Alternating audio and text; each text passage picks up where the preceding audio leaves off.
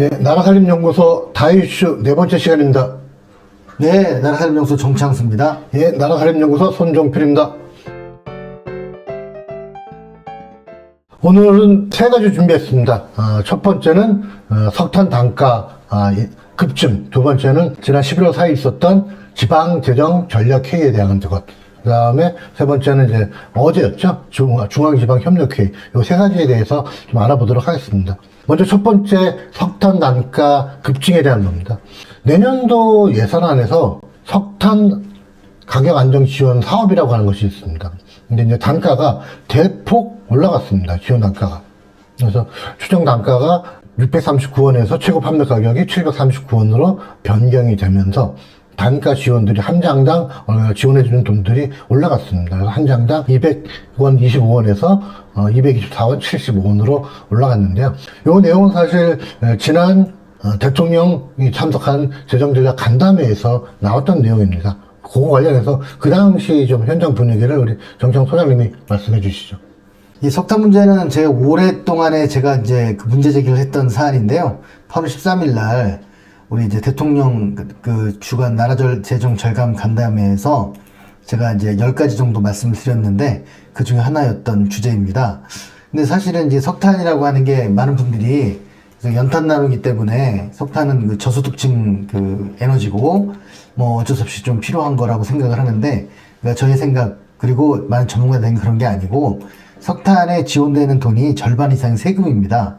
그래서 그 때문에 싼 에너지가 아니다라는 게 하나 있고, 또 하나는 이게 좋은 에너지가 아니잖아요. 그 뭐 이 기후변화 이거 둘째 치고 연탄가스가 나오기 때문에 굉장히 몸에 안 좋은 그 연료인데 이거를 계속 유지됐던 이유가 있다. 이제 그것은 제가 볼 때는 석탄 산업이라고 하는 그 부분에 대한 구조조정 이런 문제를 지금 38년째 계속 조금씩 미뤄가면서 있었던 게 아니냐 그런 생각을 합니다.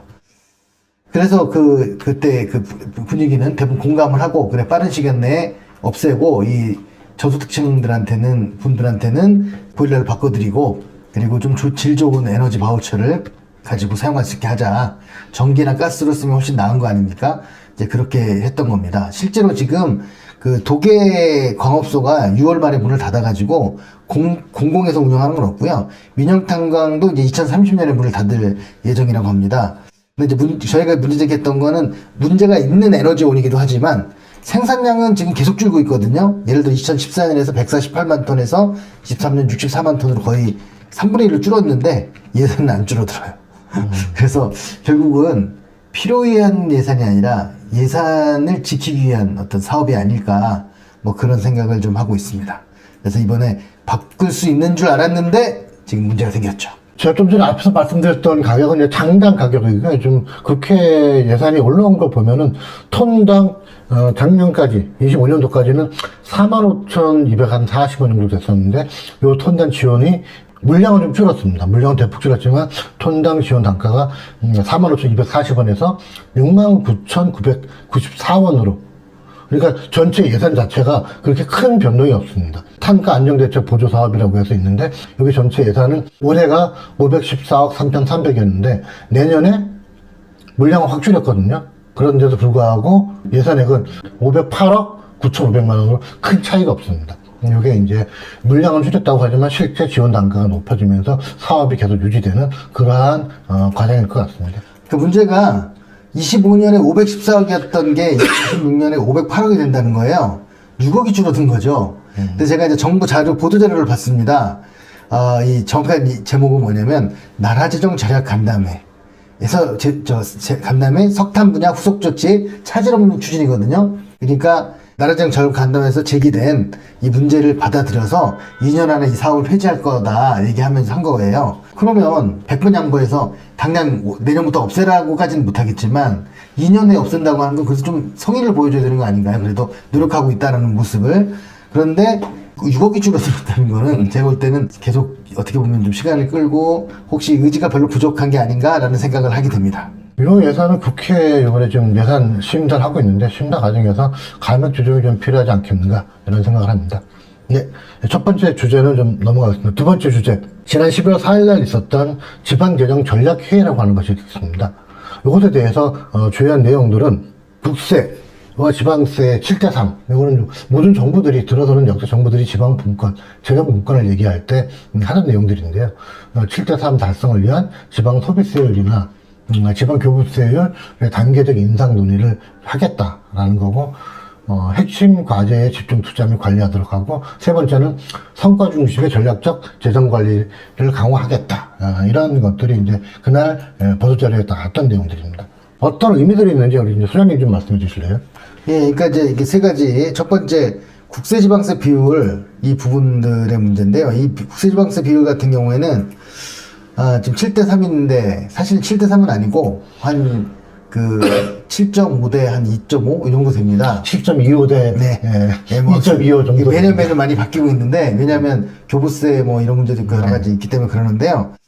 근데 제 생각에는 기본적으로 저는 좀 양보다 질의 문제가 아닐까 싶습니다. 그래서 국세의 19.24%를 지방재정교부금으로 주고, 그리고 20.8%를 교육재정교부금으로 주고 있기 때문에 사실은 국세의 40% 정도를 주는 셈이거든요.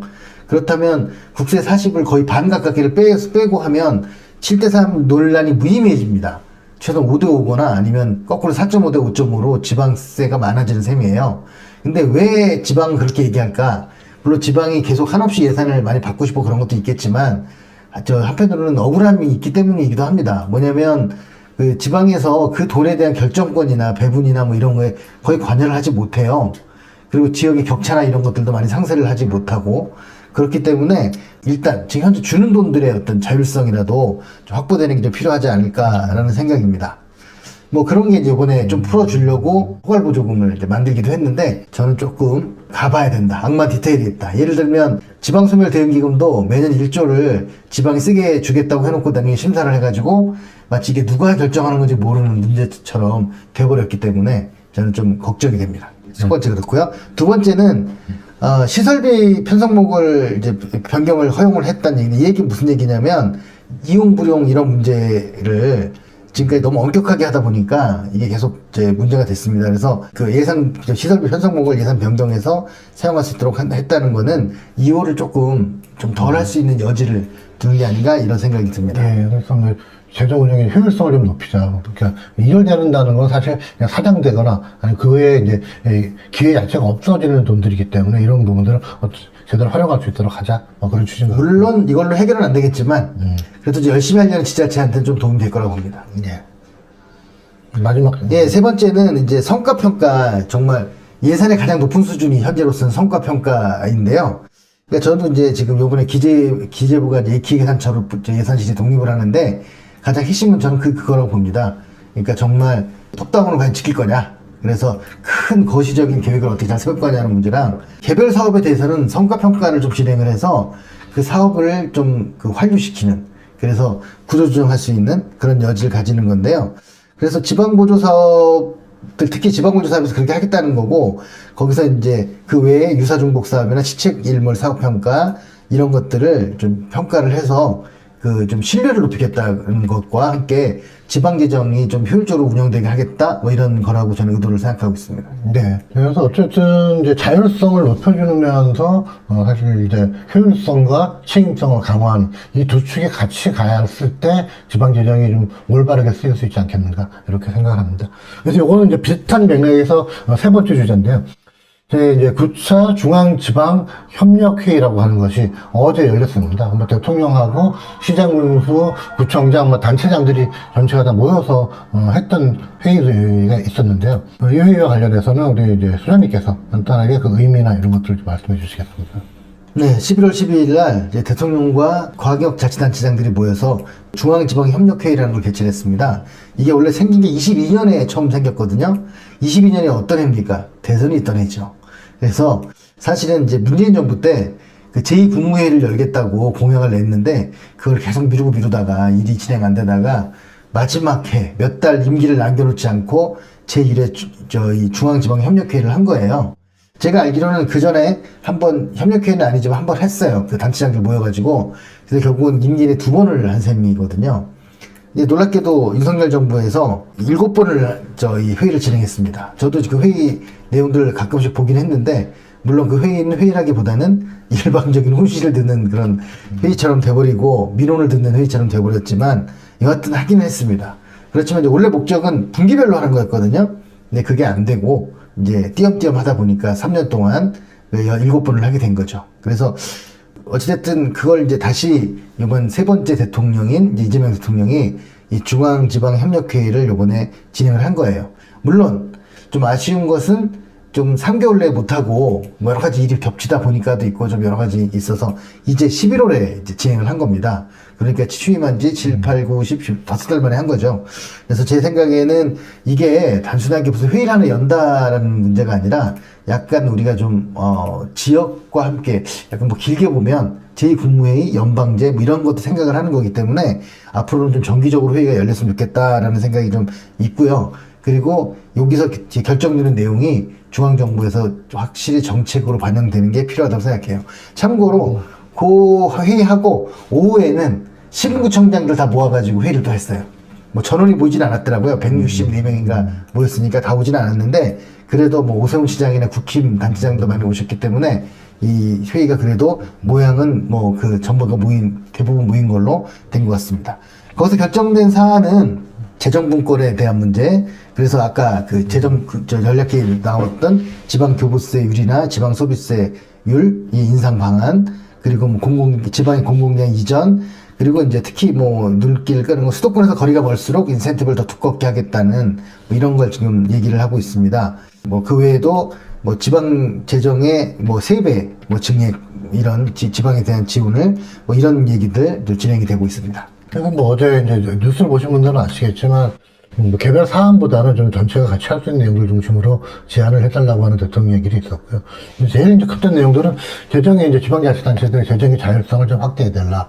다음에 재정 및 권한을 대폭 이행해달라. 이런 내용이 아마 중심이었던 것 같습니다. 근데 이런 부분들은 아마 지방분권, 재정분권의 취지에 맞게 할 건데 어느 정도 수준에서 세원이나 재원이 이양될지는 좀 더 논의를 해봐야 될 것 같습니다. 왜냐하면 지방자치단체에서 얘기되는 뭐 지방소비세율 50% 달라 이렇게 되면 사실 지금 중앙정부가 쓸 수 있는 돈들이 매일 이렇게 수십조가 좀 줄어드는 거거든요. 반대로 돈이 딴 데는 나오는 게 아니기 때문에 그렇게 될 경우에는 중앙정부가 하던 사업들이 중단되거나 중지될 수밖에 없는 문제들도 생기기 때문에 그런 것들이 좀 잘 조화롭게 좀 됐으면 좋겠고, 그래서 지방소비세 그다음에 지방교부세율 인상은 아마 불가피할 것 같고요. 당장 그것이 오래되지는 않더라도 그런 논의들이 계속 진행될 것 같다. 그런 말씀 좀 드립니다. 마지막 말씀. 그나마 조금 이제 보면 제가 뭐 다 말씀 못 드리겠지만 그나마 교부세율 인상보다는 지방소비세 주는 것에 대해서는 이 기재부 쪽에서도 좀 상대적으로 이제 그걸 양보할 의사가 있는 것 같아요.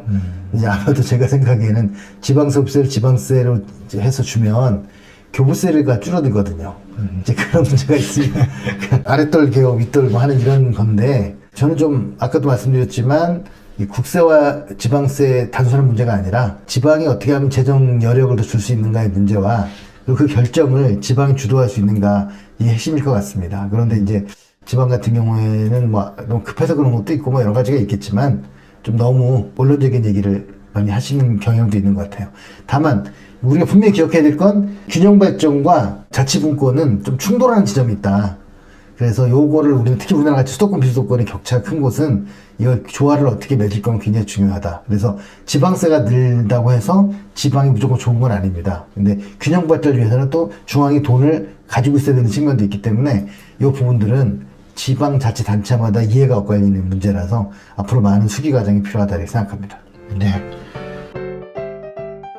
예, 오늘 준비한 내용 3가지였습니다. 첫 번째는 석탄 보조금 단가에 대한 부분들이 이제 진행됐다라는 부분. 두 번째는 지방재정협력회의. 세 번째는 단체장들하고 같이 했었던 중앙지방협의회 회의가 대한 얘기를 좀 설명을 드렸습니다. 예. 또 마지막으로 하실 수 있습니까? 지금 뭐 연말에 지금 예산 심의가 국회에서 정말 막 격렬하게 진행되는 과정에서 지방도 예산이 다 제출됐습니다. 지금 뭐 저는 1년 내내 예산 과정이 진행된다고 보고 있는데 많은 분들이 막판에만 좀 신경 쓰시는 경향이 있어요. 요번에 좀 열심히 예산 정부에 대응을 해주시고 이후에 내년부터는 좀 연초부터라도 예산에 관심을 가지시고 특히 저희 연구소랑 많은 자문과 대화를 나누시면 많이 도움이 될 거라고 생각합니다. 네, 그러면 계속 예산 이슈의 현장에서 뵙도록 하겠습니다. 오늘 모두 마치도록 하겠습니다. 네, 감사합니다. 감사합니다.